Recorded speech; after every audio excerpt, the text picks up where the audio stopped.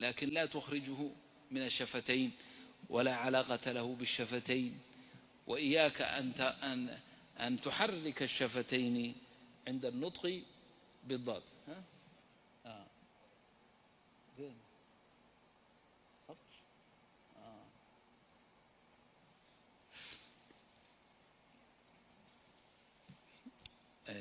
أخونا صواريخ. اللهم نجنا برحمتك ونجي هذه البلاد يا رب العالمين. اللهم احفظ قطر وأهلها، اللهم احفظ قطر وأهلها يا رب العالمين، إنك على كل شيء قدير. واحفظ المسلمين في مشارق الأرض ومغاربها. اللهم احفظنا من بين أيدينا ومن خلفنا وعن أيماننا وعن شمائلنا ومن فوقنا، ونعوذ بعظمتك أن نغتال من تحتنا يا رب العالمين. اللهم إنا نسألك العفو والعافية والمعافاة الدائمة في الدين والدنيا والآخرة. رب اغفر وارحم وأنت خير الراحمين. وصلى الله على النبي سيدنا محمد.